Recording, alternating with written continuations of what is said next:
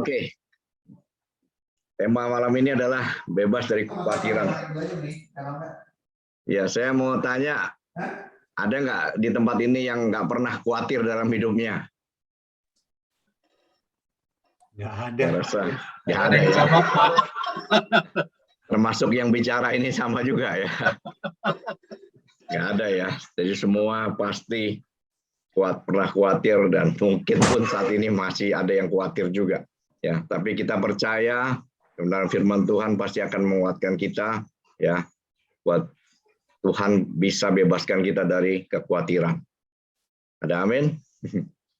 Ya, kita buka di Filipi 4 ayat 6 sampai 8. Saya bacakan, janganlah hendaknya kamu khawatir tentang apapun juga. Tetapi nyatakanlah dalam segala hal keinginanmu kepada Allah dalam doa dan permohonan dengan ucapan syukur. Damai sejahtera Allah yang melampaui segala akal akan memelihara hati dan pikiranmu dalam Kristus Yesus. Ayat 8.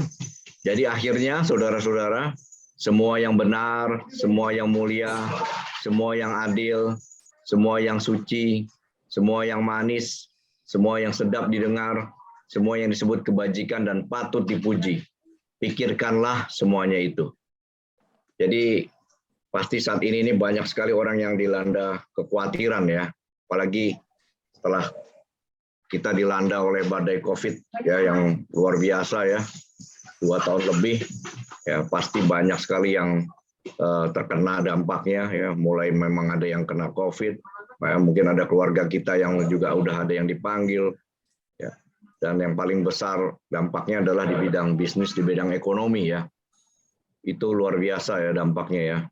Tadi kita dengar kesaksian-kesaksian ya, banyak sekali yang terkena dampak ya, sampai drop begitu banyak ya. Tapi saya percaya bahwa Tuhan ini tetap masih pegang kendali ya. Walaupun semuanya merasakan dampak yang berat ini ya. Dan pasti semua akan dilanda banyak sekali kekhawatiran. Bagaimana nanti selanjutnya, bagaimana ke depannya. Ya. Tapi kita percaya, ya kita punya Tuhan Yesus yang luar biasa. Ya. Hari ini kita belajar 3 hal, saudara, apa yang harus kita lakukan jika kekhawatiran ini melanda kita. Ya. Karena kekhawatiran ini sangat berbahaya sekali. Ya. Bisa membuat kita, iman kita turun, ya. Dan hingga kita akhirnya bisa tidak mau mengandalkan Tuhan lagi. Nah, di sini ada 3 hal, saudara. Yang pertama adalah berdoa dan berserah kepada Tuhan. Ya. Jadi kemampuan kita ini sangat terbatas. Ya. Kalau kita tahu otak kita ini paling sebesar bakpao aja, saudara. Ya. Tapi banyak hal yang memang tidak bisa kita kuasai, saudara. Ya. Dan kalau kita paksakan untuk kita bisa mampu mengatasi semua, kita itu bisa stres, saudara. Ya. Untuk itulah kita harus belajar berdoa dan berserah kepada Tuhan. Ya. Kita percaya pada kuasa Tuhan, saudara. Dia yang mampu mengubah yang tidak mungkin menjadi mungkin. Ya. Tapi mungkin saudara juga berkata dalam hati, ya saya tahu Tuhan pasti bisa mengubah yang tidak mungkin menjadi mungkin. Tapi apa Tuhan juga mau melakukannya untuk saya? Saya percaya saudara, jika malam ini saudara dengar ini, saya percaya Tuhan juga mau melakukan itu untuk saudara dan saya. Ya. Jika orang lain ditolong, kenapa kita tidak ditolong oleh Tuhan? Ya. Karena kita juga anak-anaknya Tuhan, saudara. Ya. Jadi Tuhan kita adalah Tuhan yang penuh kasih, saudara. Tapi seringkali ini kita juga yang sering menggagalkan rencana Tuhan buat kita. Ya, kita sering-sering masih pakai kekuatan kita sendiri, pakai logika kita. Jadi selama kita masih dalam tanda kutip turun tangan, saudara, Tuhan akan angkat tangan, saudara. Ya. Tapi kalau kita udah angkat tangan kepada Tuhan, tandanya kita udah berserah, surrender sama Tuhan, Tuhan itu akan turun tangan, saudara. Di 1 Petrus 5 ayat 7 katakan, serahkanlah segala kekhawatiranmu kepadanya, sebab Ia yang memelihara kamu. Jadi dengan jelas firman Tuhan katakan kita harus menyerahkan segala kekhawatiran kita kepada Tuhan. Dan kita percaya bahwa Tuhan pasti pelihara kita. Ya. Tapi seringkali banyak dari kita berdoa, kita serahkan kekhawatiran kita kepada Dia. Ya, waktu kita berdoa, Tuhan saya serahkan semua. Selesai berdoa, kekhawatiran gitu kita ambil lagi, saudara. Ya, sering kita lakukan seperti itu, saudara. Ya, saya ibaratkan seperti orang yang bawa barang pikulan yang berat, saudara. Ya, dia bawa pikulan yang berat. Waktu dia akhirnya naik satu truk, dia duduk di belakang, pikulannya itu dia turunkan, saudara. Misalnya dari Jakarta, dia naik truk untuk tujuan ke Surabaya. Tapi baru 5 menit pikulannya dia turunkan, tahu-tahu dia pikul lagi, saudara. Ya, itu sampai terus sepanjang jalan dia pikul terus. Tentu orang-orang yang lihat dia akan ketawa, saudara. Kok ngapain bawa pikulan udah ada di truk, bukan ditaruh aja, tapi dibawa lagi. Ya. Nah, itu sering-sering kita seperti itu, saudara. Ya, kita udah serahkan semua, ya, beban-beban kita, ya, seperti pikulan itu yang berat itu kita serahkan sama Tuhan. Tapi waktu dalam perjalanan itu, beban-beban pikulan itu kita bawa lagi, saudara. Rasa khawatir itu, rasa takutan itu kita bawa lagi, saudara. Jadi kalau kita udah serahkan segala kekhawatiran kita kepada Dia, kita serahkan benar-benar, kita surrender, dan kita percaya bahwa Tuhan kita itu maha besar, saudara. Dia mampu, dia mau melakukan itu untuk kita, saudara. Dia pasti mau menolong kita, saudara. Ya. Jadi firman Tuhan ini dengan jelas katakan, serahkanlah segala kekhawatiranmu kepadanya, sebab Ia yang memelihara kamu. Ya. Jadi saudara, jelas sekali Tuhan ingin kita surrender, saudara. Kita serahkan semua kepada Dia. Ya, percayakan semuanya kepada Dia. Dia pasti akan menolong kita, saudara. Ya. Saudara yang khawatir di soal bisnis, soal keuangan, saudara. Ya, mungkin banyak sekali sekarang ini yang perusahaan-perusahaan yang tutup, banyak yang kena PHK. Banyak bisnis yang menurun drastis, saudara. Ya, bagaimana kita akan bisa bertahan? Jangan khawatir, saudara. Ya. Di Matius 6 ayat 31 sampai 34 katakan, sebab itu janganlah kamu khawatir dan berkata, apakah yang akan kami makan? Apakah yang akan kami minum? Apakah yang akan kami pakai? Semua itu dicari bangsa-bangsa yang tidak mengenal Allah. Akan tetapi Bapakmu yang di surga tahu bahwa kamu memerlukan semuanya itu. Nah, ini yang paling penting, saudara. Ayat 33. Tetapi carilah dahulu kerajaan Allah dan kebenarannya, maka semuanya itu akan ditambahkan kepadamu. Sebab itu, janganlah kamu khawatir akan hari besok, karena hari besok mempunyai kesusahannya sendiri.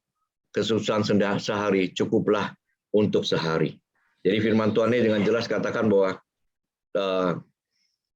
kita nggak perlu khawatir, ya, apa yang akan kita makan, apa yang kita minum, ya, akan kita pakai. Semua itu dicari bangsa-bangsa yang tidak mengenal Allah. Tapi kita yang udah mengenal Tuhan, ya, dan kita memanggil Tuhan itu Bapa kita, ya, Dia tahu bahwa kita memerlukan semuanya itu. Ya, Dia pasti pelihara kita. Ya. Nah, tapi yang paling penting bagi kita adalah carilah dahulu kerajaan Allah dan kebenarannya. Apa maksudnya, saudara? Maksudnya adalah kita mengutamakan Tuhan lebih dari yang lain. Ya, kita jadikan Tuhan itu prioritas kita. Kita rajin bersekutu dengan Tuhan. Ya, seperti di acara gospel seperti ini, ya, rajin bersekutu juga dengan acara-acara yang lain, saudara, ya, beribadah, ya. Terus juga di rumah kita adakan hubungan pribadi yang intim dengan Tuhan, ya, berdoa, menyembah Tuhan, memuji Tuhan, baca firman Tuhan, ya. Dan percaya, saudara, kalau kita prioritaskan Tuhan, saudara, ya, kita nggak perlu khawatir, saudara. Ya, Tuhan udah janjikan apa tadi? Kalau kita cari dahulu kerajaan Allah dan kebenarannya, semuanya itu akan ditambahkan kepada kita, saudara. Ya, jadi kebutuhan dasar kita Tuhan pasti akan penuhi semua, saudara. Dia nggak mungkin terlantarkan kita, saudara. Ya, jadi percaya, saudara, saudara pasti dipelihara oleh Tuhan. Ya, dan yang paling penting adalah saudara utamakan Tuhan, prioritaskan Tuhan, ya, dalam setiap aspek kehidupan kita. Ya, jadi Tuhan yang utama, saudara. Yang lain pasti akan menyusul, saudara. Ya. Yang lain adalah bonus, saudara. Ya. Jadi banyak orang yang terbalik, saudara. Sering-sering yang dikejar adalah bonusnya dulu, ya. Jadi bonus itu ya bisa kekayaan, bisa pekerjaan yang baik, bisa rumah, bisa mungkin kendaraan, segala macam itu bonus, saudara. Ya. Tapi yang paling penting Tuhan dulu, saudara. Ya. Ya, saya di developer, saudara. Kalau ada orang yang mau beli rumah, kadang-kadang kita kasih bonusnya AC misalnya, saudara. Ya. Nah, itu apakah kita kejar dulu rumahnya, apa kita kejar dulu AC-nya, saudara? Ya. Nggak mungkin kan kita kejar AC-nya, ya. Misalnya rumahnya harga 500 juta, ya. AC-nya paling cuma 2-3 juta, saudara. Ya. Pasti kita kejar dulu rumahnya, ya, bonusnya adalah AC. Tapi orang sering-sering nggak sadar, saudara. Yang dikejar AC-nya dulu, saudara. Ya, baru rumahnya. Ya, kita juga sama. Sering-sering kita kejar dulu kekayaan, ya. Kita kejar dulu yang kesenangan pribadi kita. Ya, Tuhan baru nanti, saudara. Tapi kalau kita utamakan Tuhan dulu, percaya, saudara, semuanya itu pasti ditambahkan kepada kita, saudara. Ya. Jadi kalau kita utamakan terus bersekutu dengan Tuhan, berdoa, ya, berserah kepada Dia, percaya, saudara, Tuhan tahu semua kebutuhan kita, Tuhan tahu semua kekhawatiran kita. Serahkan semua kepada Dia, saudara. Ya, mungkin kita juga yang punya anak-anak yang udah besar, kita juga pikirkan bagaimana pendidikannya, bagaimana karirnya, bagaimana jodohnya. Serahkan semua sama Tuhan, saudara. Ya. Percaya, saudara, bahwa semua itu Tuhan pasti bisa atur yang terbaik buat kita, saudara. Ya. Nah, saudara, juga belajar kita untuk menikmati hari ini, saudara. Ya, di sini dikatakan janganlah khawatir akan hari besok, karena hari besok mempunyai kesusahannya sendiri. Jadi kita belajar untuk menikmati hari ini, ya. Apa yang Tuhan kasih kita syukuri semua, saudara. Ya. Dan percaya, saudara, Tuhan yang pegang masa depan kita, saudara. Ya. Dan kita pasti dipelihara Tuhan, karena kita adalah anak-anaknya Tuhan. Yang kedua, saudara, yang kedua adalah bersyukur kepada Tuhan. Ya. Kita harus selalu bersyukur kepada Tuhan, apapun keadaan kita, saudara. Ya. Seperti dikatakan di 1 Tesalonika 5 ayat 18. Mengucap syukurlah dalam segala hal, sebab itulah yang dikehendaki Allah di dalam Kristus Yesus bagi kamu. Ya, di sini dikatakan dalam segala hal, saudara. Ya, bukan karena waktu kita diberkati kita mengucap syukur, tapi waktu kita dalam keadaan yang berat, dalam pergumulan yang berat, ya, kita pun harus belajar mengucap syukur.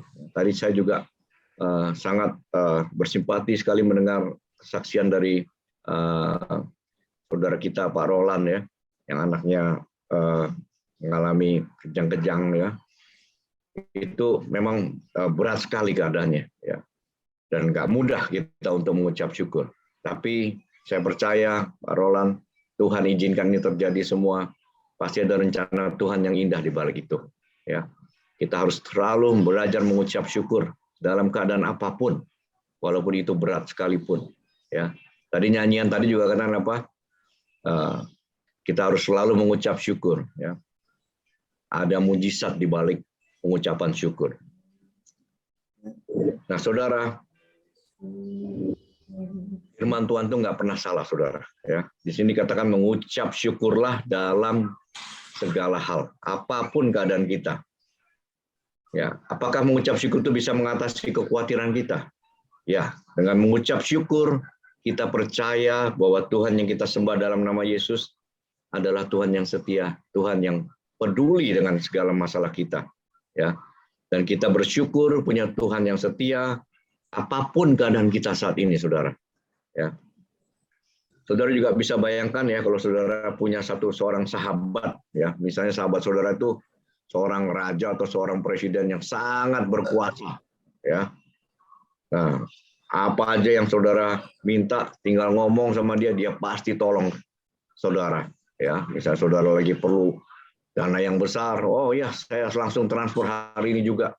Waduh, itu pasti saudara akan rasanya lega sekali ya saudara ya. Saudara bersyukur punya yang seperti itu.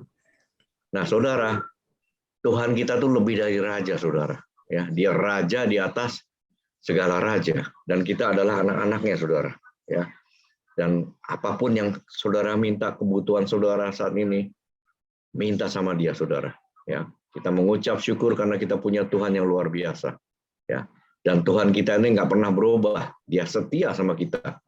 Kalau raja yang mungkin jadi sahabat kita itu bisa aja suatu saat dia moodnya lagi jelek, ya, atau mungkin suatu saat dia bisa kesel sama kita, kecewa sama kita, ya, bahkan bisa suatu saat dia nggak mau lagi berteman sama kita, bisa saudara. Tapi kalau Tuhan kita, dia selalu setia, dia selalu mengasihi kita, dia tidak pernah meninggalkan kita. Ya, jadi kita bersyukur punya Tuhan yang luar biasa, saudara. Ya, yang setia, yang selalu mau menolong kita, yang mengasihi kita. Ya, jadi dengan bersyukur, saya percaya bahwa Tuhan sudah melakukan yang terbaik buat kita, saudara. Tidak ada rencana Tuhan yang jahat buat kita, saudara. Ya.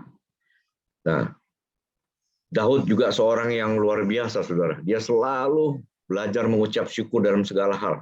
Ya, walaupun waktu saat dia lagi dalam keadaan begitu tertekan ya waktu dikejar-kejar Saul saudara yang ingin membunuhnya, dia nggak pernah bersungut saudara, tapi dia selalu mengucap syukur pada Tuhan.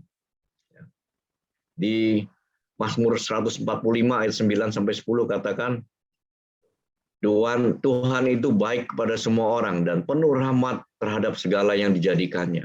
Segala yang kau jadikan itu akan bersyukur kepadamu ya Tuhan, dan orang-orang yang kau kasih akan memuji Engkau. Jadi kita bisa belajar dari Daud ya, dalam keadaan apapun dia selalu mengucap syukur sama Tuhan ya. Dan Tuhan akhirnya menolong dia dalam keadaan yang terjepit sekalipun ya. Ya, Tuhan menolong Daud ya. Nah, saudara juga ingat waktu kisah 12 pengintai saudara yang diutus oleh Musa untuk mematai-matai tanah Kanaan ya. Itu dari 12 pengintai itu saudara, 10 pengintai itu kembali dengan reaksi yang salah saudara. Ya, mereka punya anggapan Tuhan itu jahat karena memberi tanah dengan penduduk asli yang jahat, yang raksasa ya, yang bisa memakan orang. Tapi yang 2 orang saudara, yaitu Yosua dan Kaleb, itu punya reaksi yang berbeda saudara. Ya, mereka bersyukur karena Tuhan memberikan tanah yang subur. Ya, mereka bersyukur karena Tuhan itu baik sama mereka. Ya, tentu mereka harus berjuang untuk mendapatkannya. Tapi mereka percaya kalau Tuhan berkenan, mereka pasti bisa menaklukkannya, saudara. Kalau saudara lihat peristiwa 12 pengintai itu, saudara, kejadiannya sama, lokasinya sama, ya, segalanya semua, waktunya sama, saudara. Yang beda apanya, saudara? Ya, reaksi atau persepsi mereka, saudara. Ya, yang 10 bersungut atas keadaan yang kelihatannya dalam tanda kutip jelek buat mereka, tapi yang 2 ini bersyukur, saudara. Ya, mereka bilang Tuhan baik. Ya, akhirnya itu terjadi perbedaan yang besar, saudara. Ya, yang 10 orang itu akhirnya nggak bisa masuk tanah perjanjian, ya, dan Yosua dan Kaleb itu masuk ke tanah perjanjian, saudara. Ini ada satu tokoh pemain tenis yang luar biasa, saudara. Namanya adalah Arthur Ashe, saudara. Ya, dia pernah menjuarai Grand Slam sampai 3 kali, saudara. Nah, ini suatu saat setelah dia pensiun dari tenis, saudara, dia divonis kena HIV, saudara. Bukan karena dia orang yang nakal, saudara, tapi karena melalui transfusi darah, saudara, dia kena HIV, saudara. Ya. Saudara bisa bayangkan ya, waktu dia mengalami itu seperti apa rasanya, saudara. Ya. Tapi waktu orang-orang bertanya, bagaimana kamu, Arthur? Dia bilang apa, saudara? Saya bersyukur sama Tuhan. Ya, walau Tuhan izinkan saya mengalami hal ini, ya, saya nggak pernah bertanya, kenapa saya. Jadi dia bilang, why me? Sering-sering kalau kita mengalami masalah yang buruk, kita selalu bertanya, why me God? Kenapa Tuhan? Kenapa saya Tuhan? Tapi dia bilang, waktu saya dapat piala, waktu saya mendapat kehormatan, saya nggak pernah tanya sama Tuhan, why me God? Tapi waktu saya menderita, saya dapat HIV, saya pun nggak akan bertanya sama Tuhan, why me God? Saya bersyukur sama Tuhan, Tuhan izinkan ini terjadi. Ya, ini adalah luar biasa, saudara. Ya, walaupun akhirnya dia meninggal, saudara, ya tetap dia tidak pernah komplain sama Tuhan. Dia selalu bersyukur sama Tuhan, saudara. Ya, juga ada satu cerita mengenai Ayub, saudara. Ya, Ayub juga waktu mengalami masalah yang berat, saudara.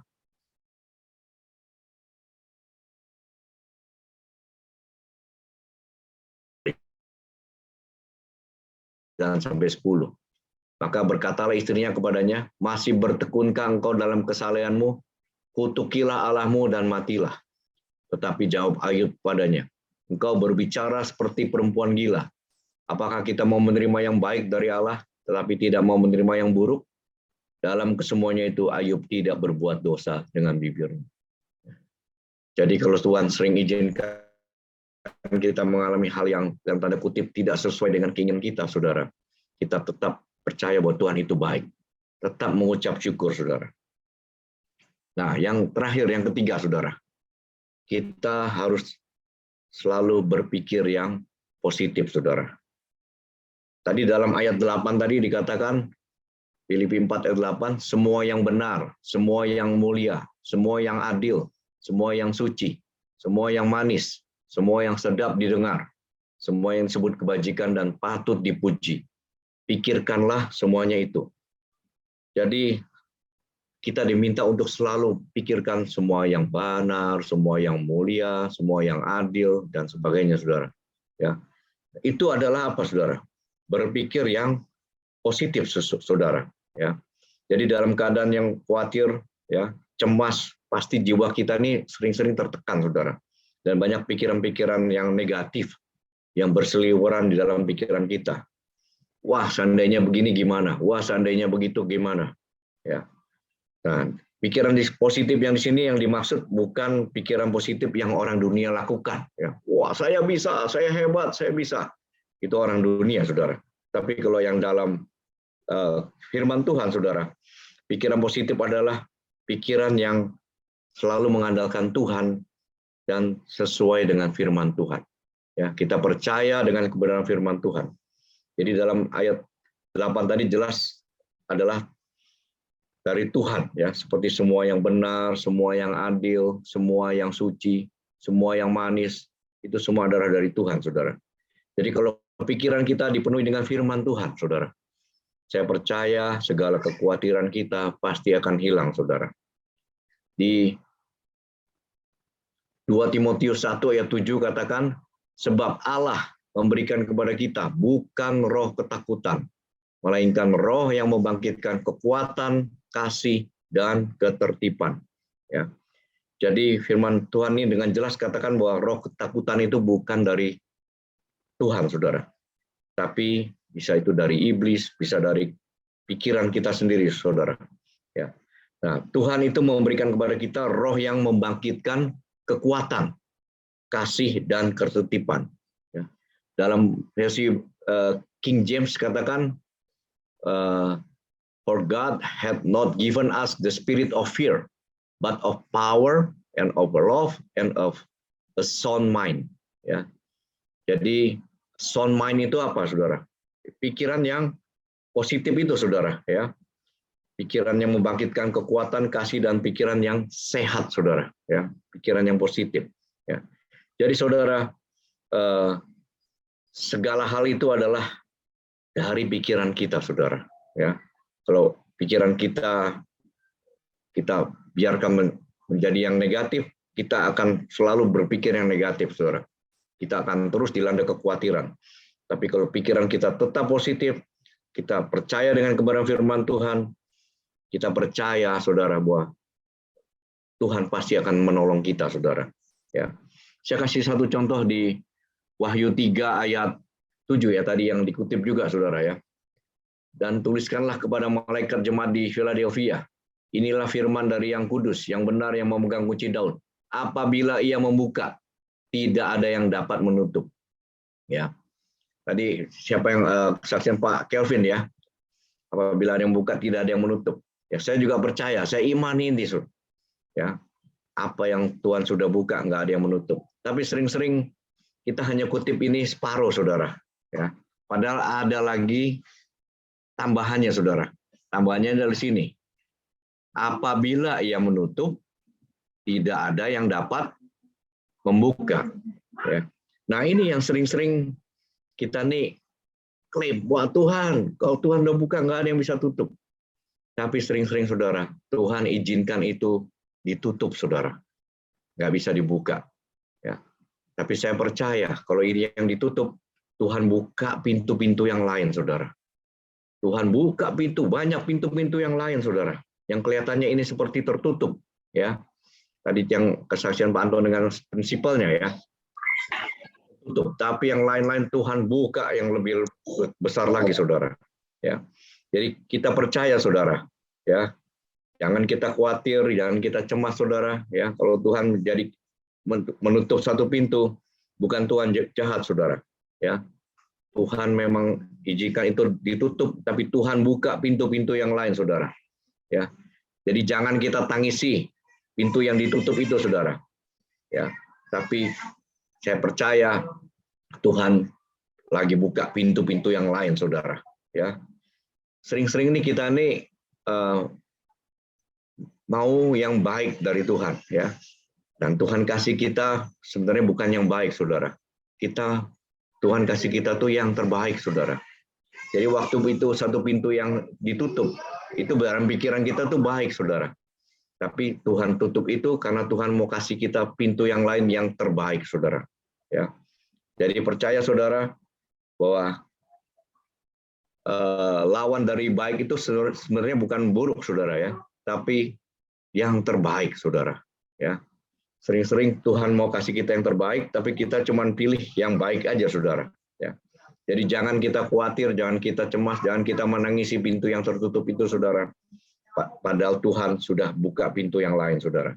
Ya, dan setelah itu selalu kita perkatakan firman Tuhan, saudara. Ya, karena dari situ iman saudara akan selalu tumbuh, saudara. Di Roma 10 ayat 17 katakan, jadi iman timbul dari pendengaran, dan pendengaran oleh firman Kristus.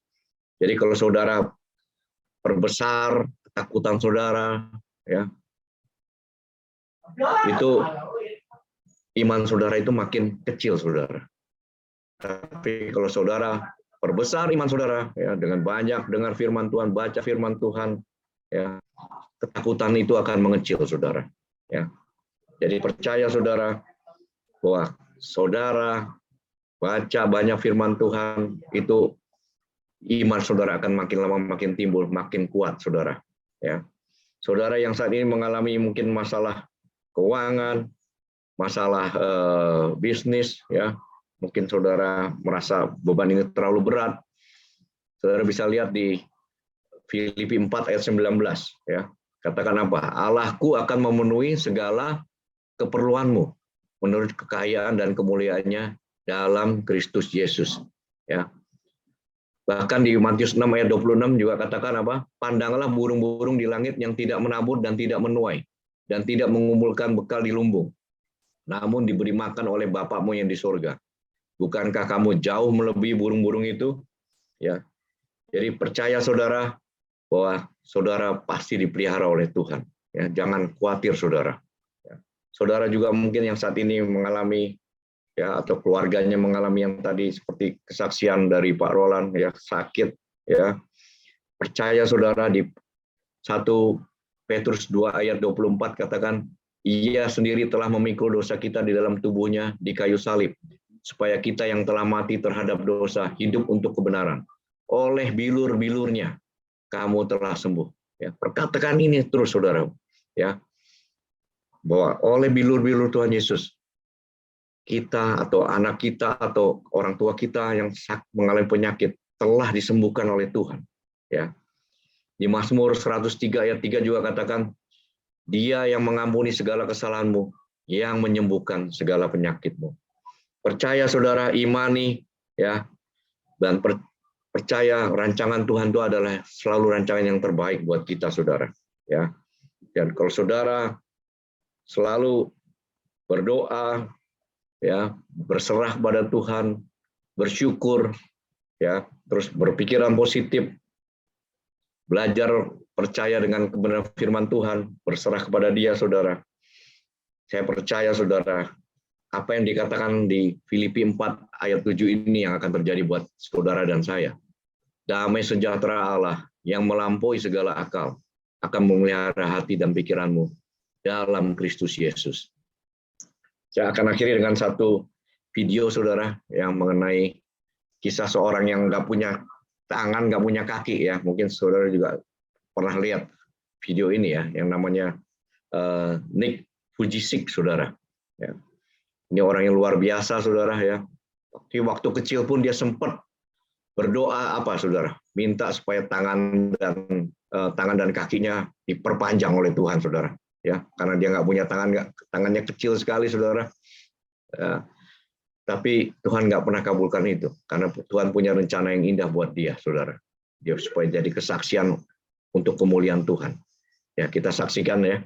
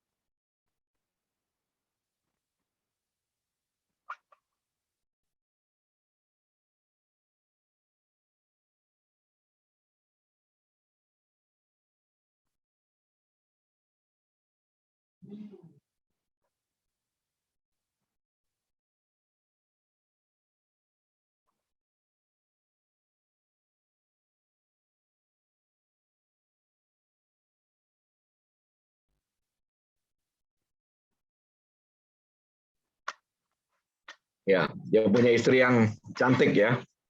Anaknya sekarang udah 4, saudara.